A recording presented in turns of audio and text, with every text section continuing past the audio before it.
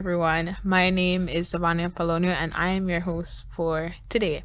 Today, my guest is Gina Tejeda, and we're here to discuss the civic engagement and participation. Gina, can you introduce yourself, please? Good day, everyone. So I am Gina Tejeda.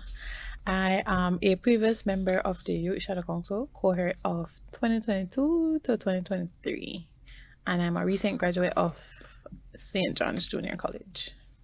We're going to be encouraging youths to be involved in their communities and participate in civic activities and can lead into positive changes. Discuss, we can include the importance of voting, community volunteering, community service, and leadership opportunities. So my first question, Gina, is why is it important for young people to be included in their communities and take part in civic activities? It is important for you to be a part of their community because one, mainly they are the future of their community, right? And only them can say what they want to change in their community, right? So the only way you can change it if you actually take a part of the change or create that change you want to see, right?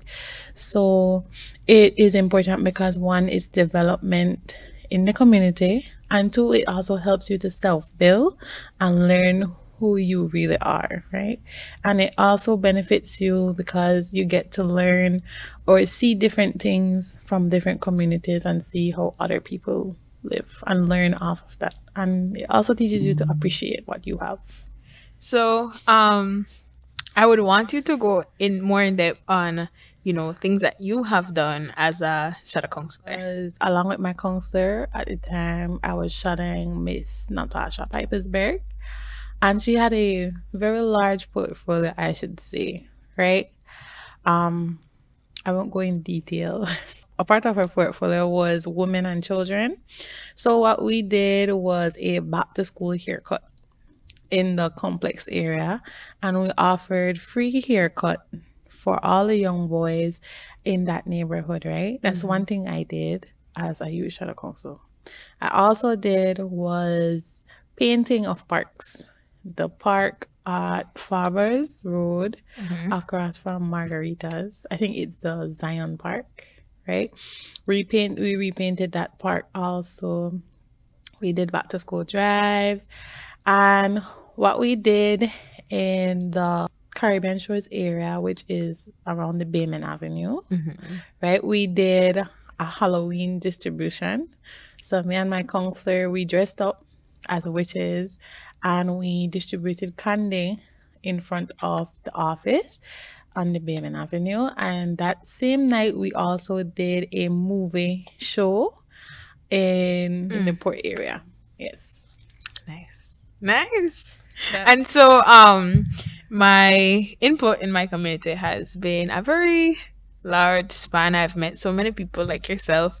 We have done so much stuff, as in having movie nights, raising awareness for autism, having partaking in cancer walk, cleaning up the community, having summer programs, and that provides a lot of things to kids so they can be out of their mother's house. So on to the next questions. What are some ways youths can participate in civic engagement, such as volunteering, activism, or joining community organizations? I myself, I would say, join CAB, join Port AVP youth group, which is right here at the library on Boulevard. I am a part of that youth group as well, where we go into the community and we provide going back to school. So we would have the drives, we would have trips. So our last trip was to Agua Clara as a youth group, and we had a lot of fun. We,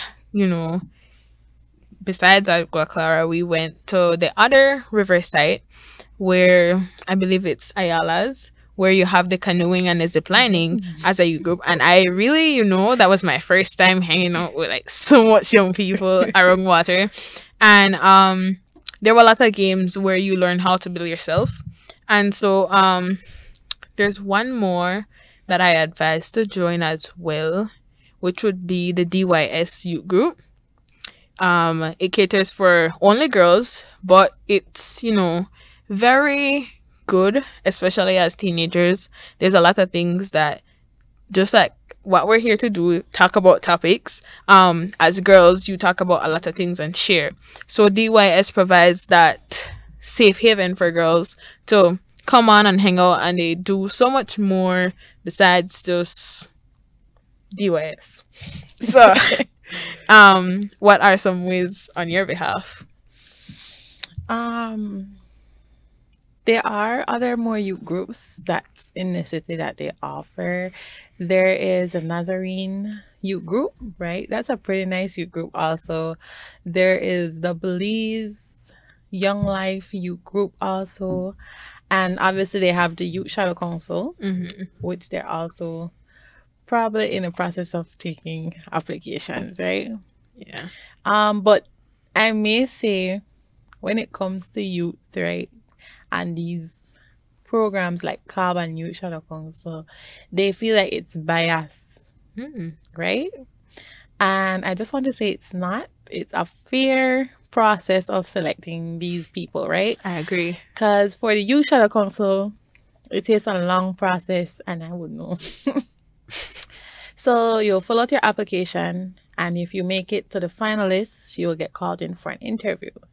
And then from the interview, you will then be notified if you have made it a part of the 12, right?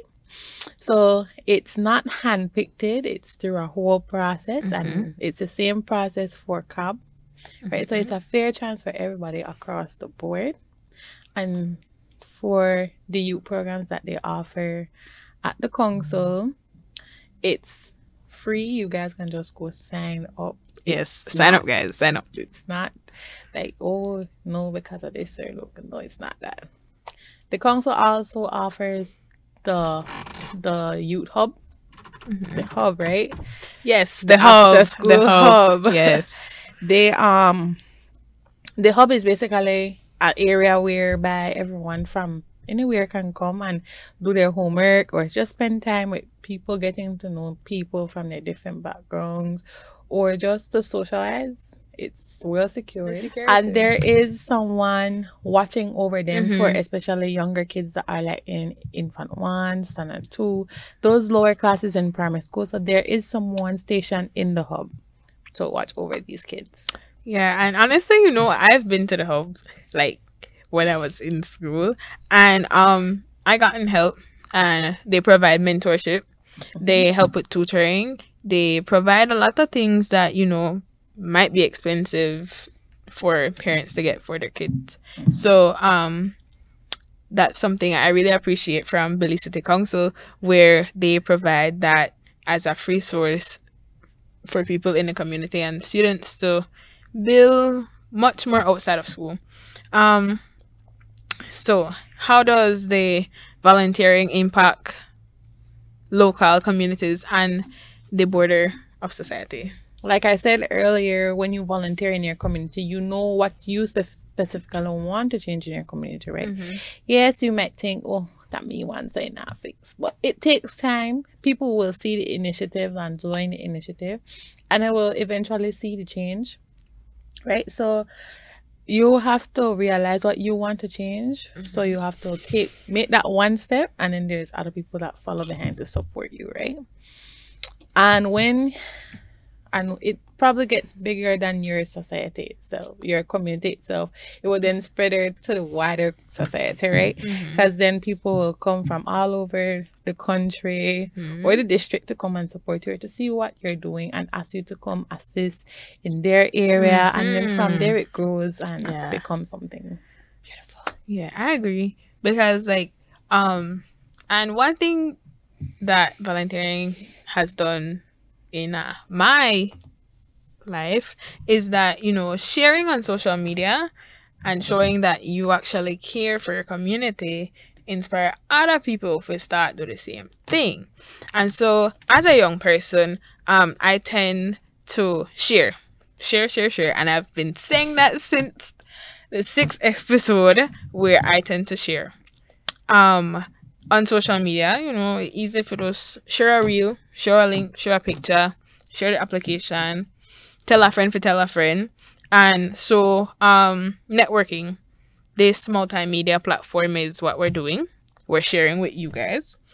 To, broaden the spectrum and to let society know that young people actually want to be involved and to let them know that we care about our community and we want to help because we are the future. And so, yes, that's. And one more thing to put in about volunteering, right? It expands on people you know. So you get to network, you get to know different people, you get to meet different people. So I believe you have already met the Governor General, right? Am I right? Am I wrong? I believe so. I've met a lot of people. I've met the mayor. I have a nice bond with the mayor. I've met the deputy mayor. I've met Miss Michelle Kwan. I've met so much people because I volunteer. I always say yes. I always, be ready on the going because you never know who you're going to meet. Maybe, Joe Biden one of these days. But, it also expands on the people, and then that will assist you farther down the road because maybe you need help with education or advice or a different role model or just someone to give you advice about how to reach where you want to reach. And those are the type of people you will meet when you start to volunteer and put yourself out there. And there are people like me and yourself. We are kind. We welcome you. Yes. When you come around, we'll welcome you. We'll make sure you feel safe and comfortable. There's always going to be that one person in a set. So put yourself out there. Don't let your fears stop you from trying something new. I agree. And like you mentioned, putting yourself out there because, while volunteering, it gets you places. So in this, team building of planning this podcast, it took me a while to really look at, okay, this is an idea and I have this title. I want to use my title, but who am I to go to? And that's where I met Miss Deborah Cyril. And we had a nice conversation and we built so much ideas. And then I went home one day and I was like, you know what? We might have to really take this podcast out of the pocket and put it to the test. And here I am today as your host. So this is why I would push it to say volunteer, volunteer, volunteer. Because you never know who you're going to meet and then you might need something in life and that same person knowing you that you're very helpful and you're very dedicated because you want to help, it might just come easy. So, Might. yeah, and you never know. It's either yes or no at the end of the day. Don't be afraid to ask for help. Yeah. So, our last question. Can you share some examples of successful youth-led initiatives or projects that have made a difference in your community? So, I'll answer the question first. The successful youth-led initiative or project. So the Students Hub at the City Council, at the City Hall building, is a project that made a very large difference in the Southside area, and the difference it made is providing students with the open door to come in and get your work done, or just to meet new people, have new friends, and this project somewhat elevated a lot where students tend to tell a friend and they come do the work and then everyone is under the supervision of an adult. That's a project that made a large impact in Belize City. So our last question, Gina. Can you share some examples of successful youth-led initiatives or projects that have made a difference in your community? So in the Southside area, I would say the hub at that station at Belize City Council. It offers mentorship, assistance with homework, and safety, right? There is a adult supervising from it opens till it closes, and they offer mentorship in different things, right? So like if you just need a bit of advice or a day-to-day or just a random talk, they offer that. If you need assistance with your homework or you struggle, even projects, they are willing to help. So another one that I could think of is the one on Chetumal Boulevard, the All-Purpose Hub. They provide almost the same thing. So actually, it's like a very big building where they have like a computer lab where high school students come and you do your homework if you have it online. The primary school students have their own sections where they get to sit and get the work done. There's always adults supervising these high schoolers and primary schoolers. There's a basketball court, so after getting your work done, or if you don't go to school, you come in and you play that ball. You will hang out with your friends. They also provide summer programs as well. So the hub, the all-purpose hub on Chetumal Boulevard, is a very good project that has made a big difference in the complex area. So yes. So with that, Gina, thank you for coming and having this talk with me about civic engagement and participation. Until next time, thank you.